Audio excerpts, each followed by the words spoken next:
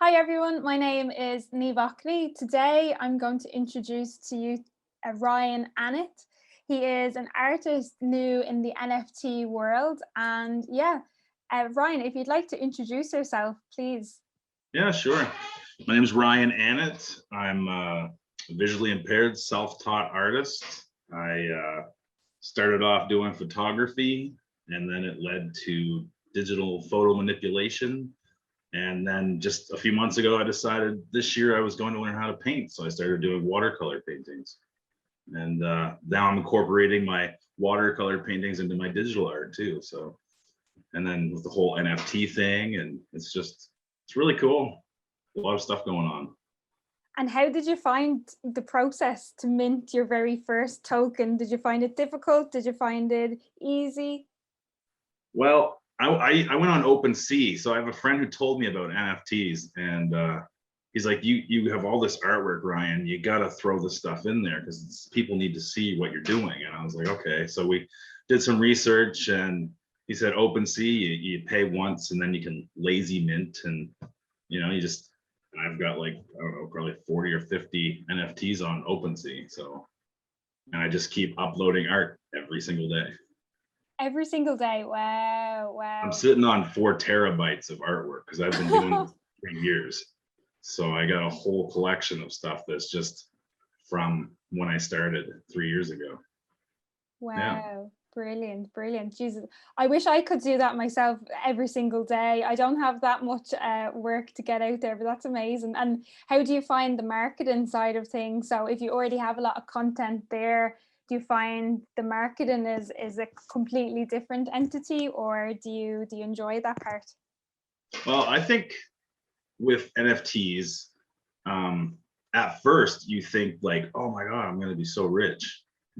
But it's not that. It's just like traditional artwork. Like, you still have to network, you still have to push your name out there. People have to get to know who you are as an artist. And then you build up a following. And it's the same as like, if I was selling my artwork downtown, like you gotta, build yourself up there. So that's what I'm trying to do is build myself up there as a positive, inspiring person so that people see that, hey, this guy's for real, and ended up getting with like a couple gangs, they're called. I don't know if you ever see, you're on Twitter, so you probably see it too, like Squid Gang, Yeah, yeah. which is run by anonymous nobody. Okay, so I'm in that. And then the latest thing is Small Gang. Have you seen Small Gang? You probably have. SMOL. Yeah, SMOL, right? Yes, yeah, yes, I have. Yes. yeah. And that's the newest thing, and it's just taken off. Like Yeah. we got our own little small shop on OpenSea that we put our stuff on, and I did the first small Game Boy, and yeah, it's really cool. A lot of stuff going on. And the other cool thing is, I don't know, have you heard about Babbel?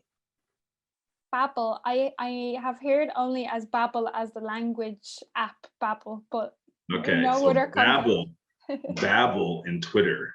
There's an artist called On Thin Ice, OON Thin Ice, and she's created this city, this big city with all these windows, and certain NFT artists are put inside these windows. And then she's going to mint it as one giant NFT. Wow. And it's only got 2 days left before it's done. There's no more people. I think right now there's 115 artists in there.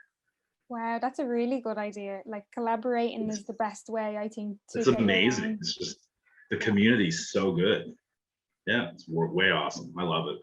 Yeah, and I definitely agree what you said there about that you want to come across as, being positive as well. You definitely do. And I think that's what made me reach out to you as well on Twitter. I knew straight away I wanted to interview because you definitely bring across that positivity, that attitude, and that's what the world needs, especially with the NFT community. Everyone is there to help one another. I really find that I haven't encountered one artist that's just out for themselves and just kind of posts their own work. I find that everyone helps to retweet work. Our Discord channels even are really helpful to find to find your gang, find your tribe there as well. What do you find is the most useful to get your name out there as an artist?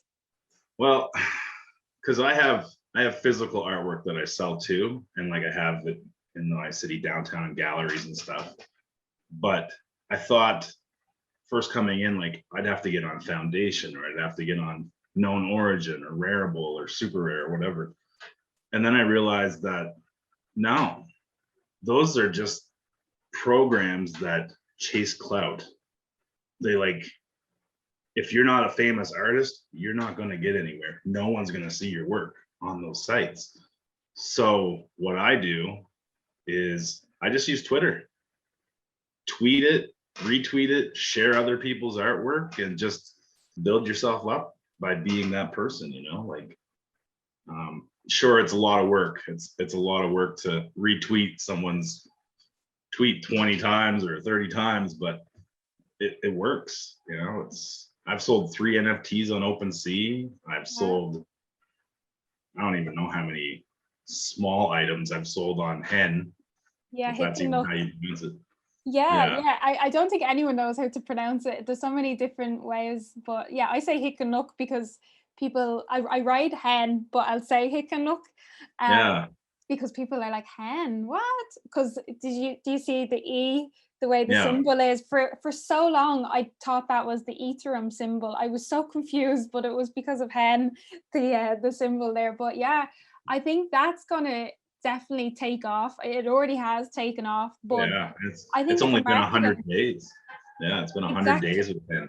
Yesterday was 100 days, and it's really like I can't believe how new it is, but how popular it is, and it's a marketing tactic in itself. I think it's a really wise thing to do right now, so congrats. I didn't realize that you sold so many, so that's brilliant. And you'll only, like, to get your first NFT is the most difficult. I think from there on it's only gonna get easier. Well, it should be anyway. And like, how did you find your very first NFT to sell that? What was that like? Well, Anonymous Nobody is the one that first bought, he's bought 3 of mine already.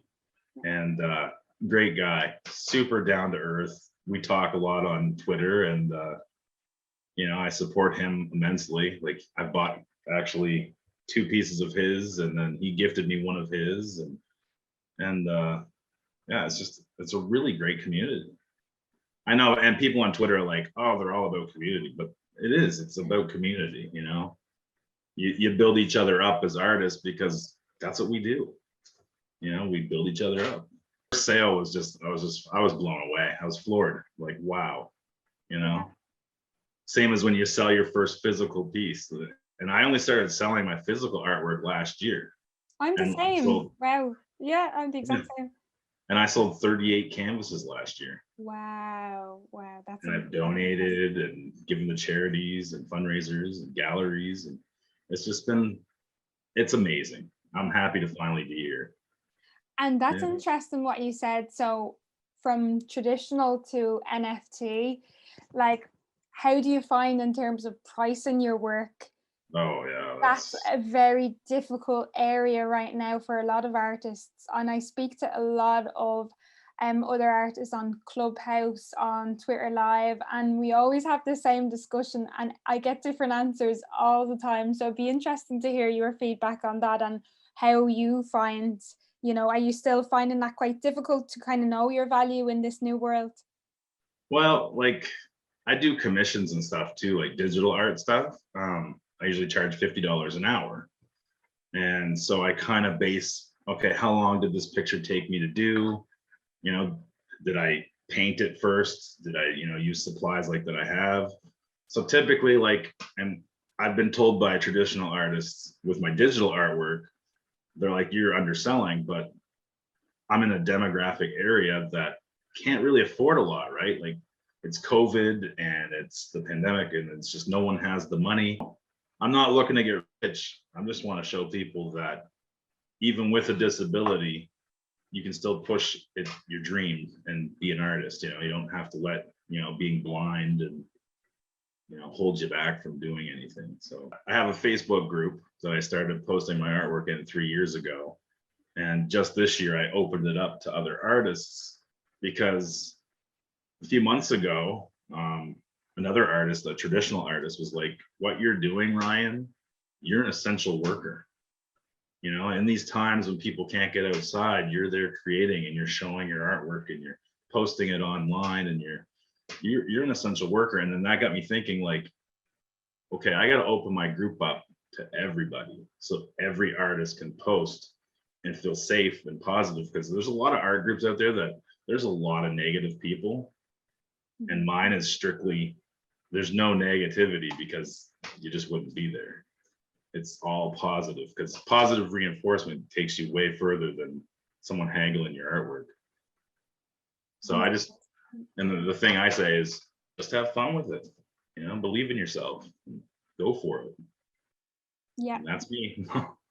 No, that's a really good explanation. And I like what you said about that you're basically not in it for the money right now. And the way I consider pricing work, not just my work, but like any artist's work in general with this new world, and that is the NFT. I think it's so important with the secondary sales, the way that there is that option to track, you know, the secondary sales, and you can input your own royalties.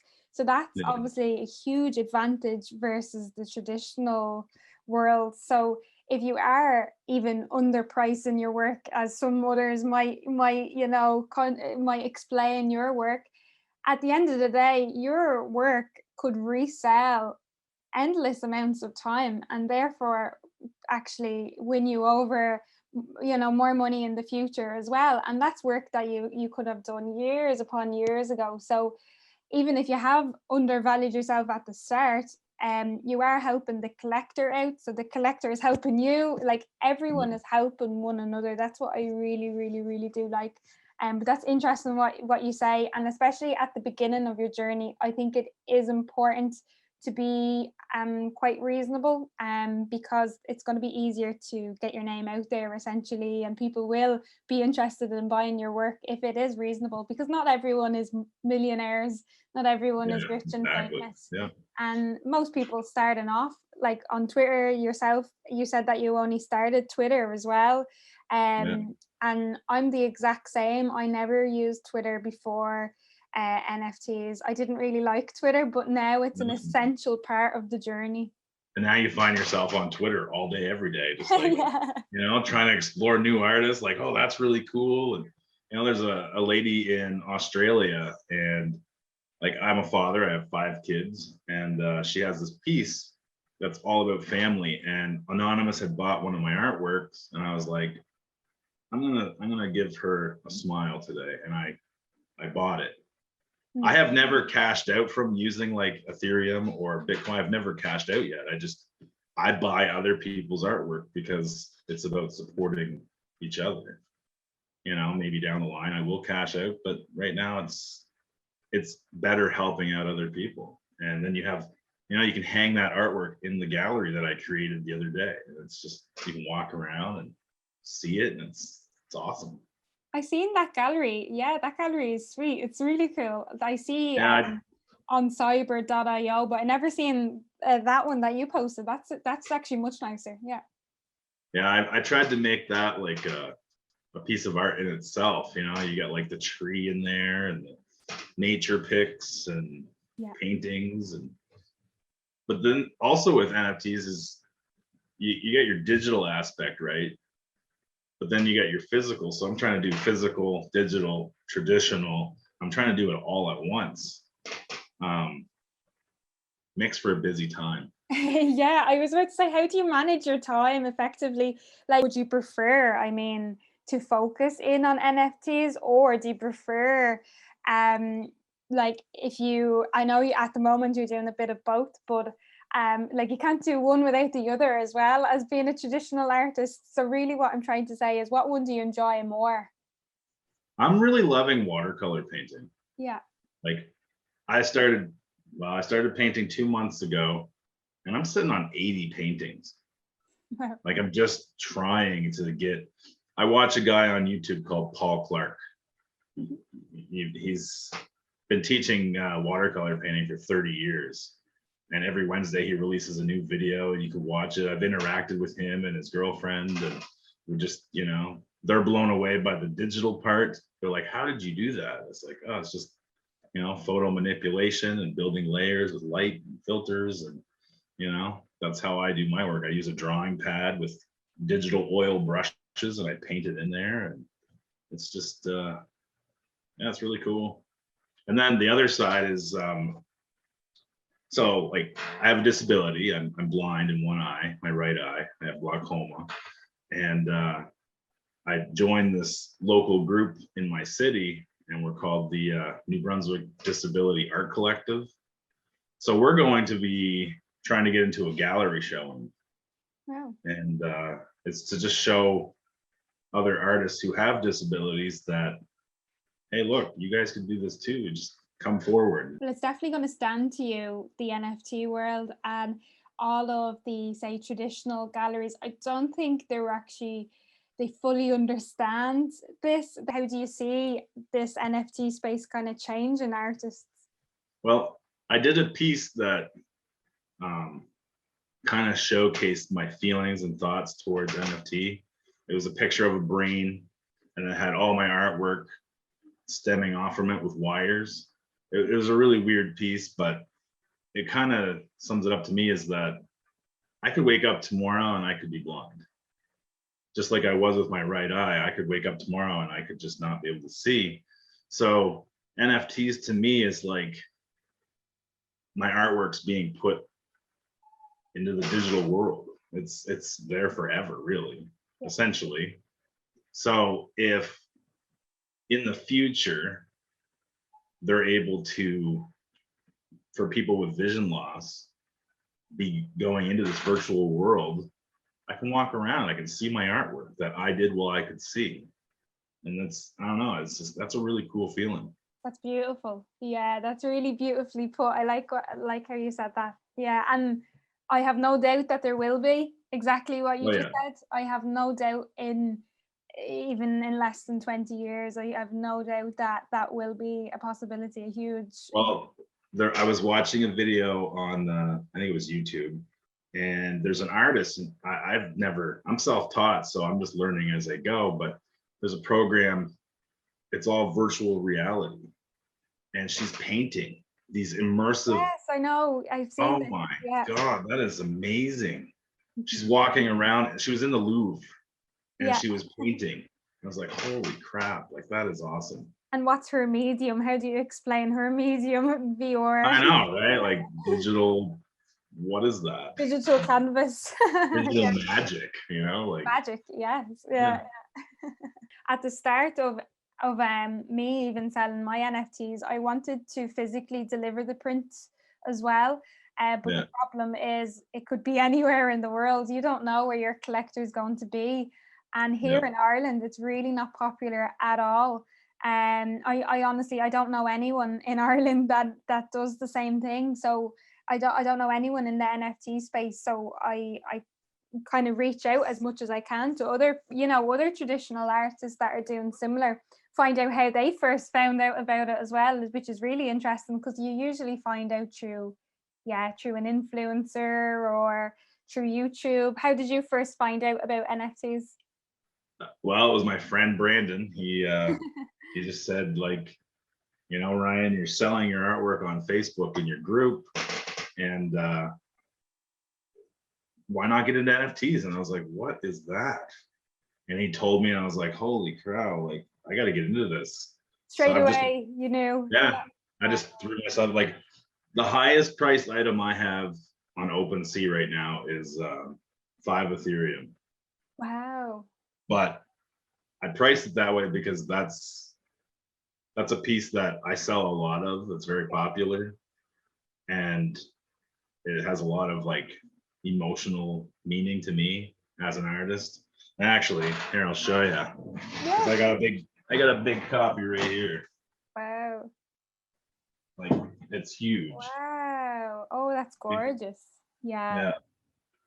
That's called Low Tide Rocks.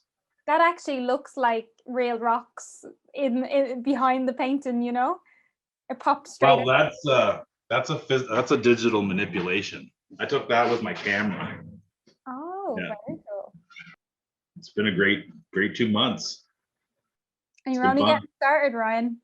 Only getting started. Yes, and when you're very famous, you'll have to promise now, like, to do another interview with myself and how your journey has been. Definitely, we'll stay in touch, and I'm looking forward to seeing your Twitter account grow and more NFTs being sold as well. But best of luck, and yeah, thanks so much for today. I really appreciate your time. Hey, you're very welcome. You inspire me so much, so thank you so much. Oh, that's good. You gave me goosebumps when you said that. That's lovely. No, that's what the NFT community is all about. We're all here for each other, and we all just want to make each other successful, because hopefully that, you know, the starving artist era is gone now, and people will start to appreciate how difficult it is to actually be creative, you know, to have that imagination and to create something from a blank canvas into an NFT. It's a long journey, but it's definitely a rewarding journey.